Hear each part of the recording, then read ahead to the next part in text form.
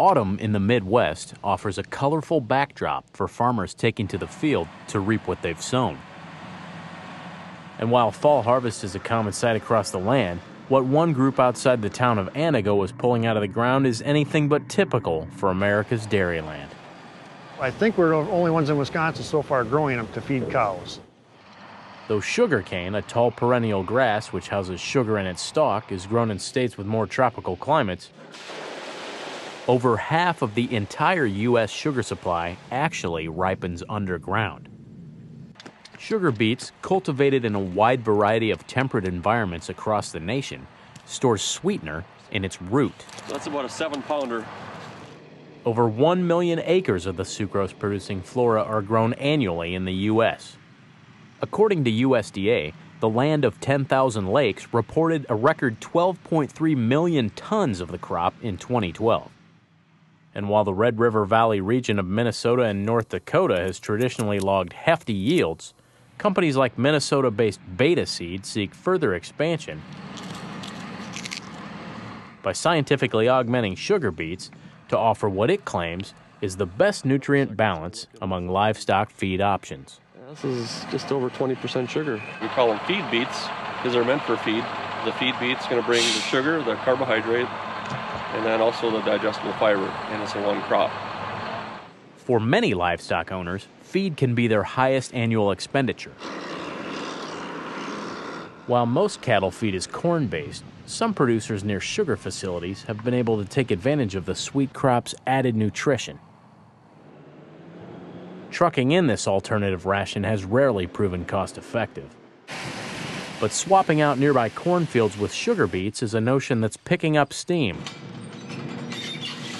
What really spawned this whole thing was when the price of corn hit $6, $7, that we had feedlot operators calling us, hey, can I plant beets? I mean, I love beet pulp and I'll feed it all day. Can I get more? Can I grow my own beets?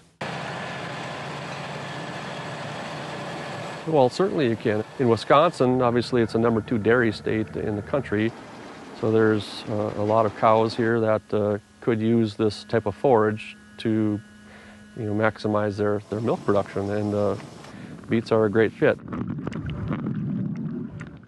Though California has overtaken the Badger State as the nation's top dairy producer, Wisconsin's strong infrastructure remains intact.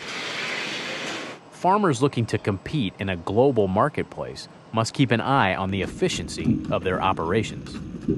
And sugar beets are highly effective in this regard because of the slow release of sugars locked in the plant's pectin, a dietary fiber. For cows, consuming beets may create an ideal digestive process capable of improving the quality of the animal's liquid commodity.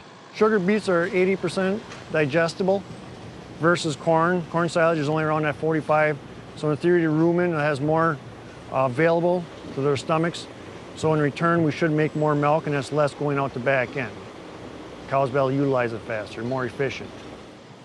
And proponents say sugar beets employ cornfield nutrients more effectively than the grain itself. While corn roots permeate the soil up to almost 2 feet below the surface, sugar beet roots, reaching 6 to 8 feet underground, scavenge for deep excess nitrogen that corn can't reach. Preliminary results indicate higher yields from beets versus corn when considering the same field area.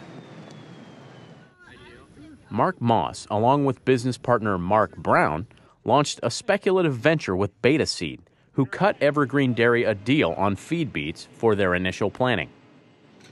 And now the dairy partners are poised to benefit from the new feedstock.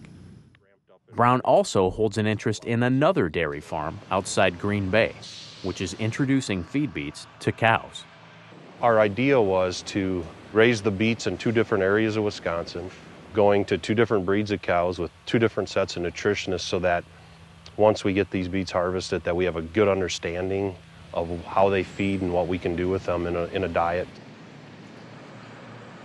Jeff Bentley is a 3rd-generation dairyman near Pulaski, Wisconsin. With a herd of around 1,900 Holsteins, the idea of expanding feed rations intrigued him.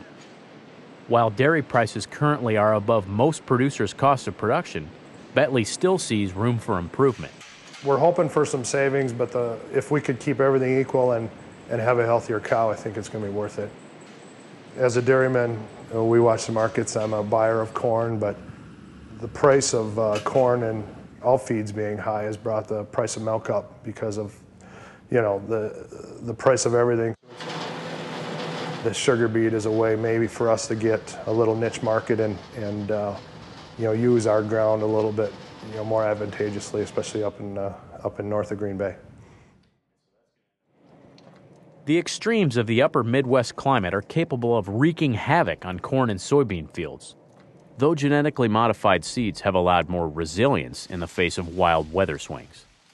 Sugar beets provide a drought-resistant crop which basically lies dormant during periods of intense heat. But when water returns, the plant resumes growth. And post-harvest, a textbook Wisconsin winter could offer the benefit of cheap outdoor storage before the product reaches its consumer. If you get 55 degrees or cooler root temperatures, it makes for ideal storage. It comes down to how much can we raise this crop for versus, say, growing corn or hay. I'm from the Minnesota, North Dakota region, and our typical cost of production on beet production is on the low side, maybe $22 a ton to as high as $30. Corn silage is in that $28 to $30, $32 a ton range. So it comes down to what's going to cost, your input cost per cow. Should be better with beets. For Market to Market, I'm Josh Bittner.